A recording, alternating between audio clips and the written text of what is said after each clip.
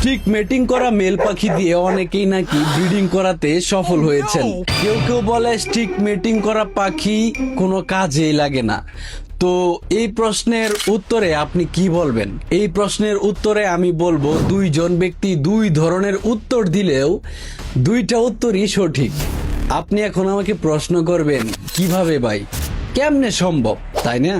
হ্যাঁ, সেই উত্তর দেওয়ার জন্যই আজকের এই ভিডিও।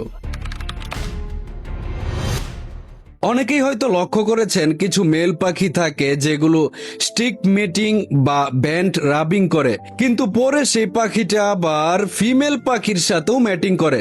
আশ্চর্যের বিষয় হচ্ছে এই ধরনের মেল পাখি থেকেও বাচ্চা পাওয়া যায়, অর্থাৎ সেই ডিম ফার্টাইল হয়। আর এর পেছনে কি কারণ, সেই কারণটা অনেকেরই অজানা। শুধু স্টিক মেটিং করলেই কোনো মেল পাখিকে আপনি বন্দা বলতে পারবেন না বা অকেজু মেল বলতে পারবেন না। অনেক সময় এটা হরমোনাল বা অভ্যেসগত আচরণ হতে পারে। যদি মেল পাখি ফিমেলের সাথে সঠিকভাবে মেটিং করতে পারে তাহলে ডিম ফার্টাইল বা জমা হতে পারে, কিন্তু কিছু মেল পাখি আছে যারা ফিমেলকে ঠিকভাবে ফার্টিলাইজ করতে পারে না। কারণ হতে পারে মেলের স্পার্ম উইক হওয়া, সঠিক মেটিং না হওয়া, অতিরিক্ত স্টিক র্যাবিং এর অভ্যেস, পেয়ার বন্ডিং না হওয়া।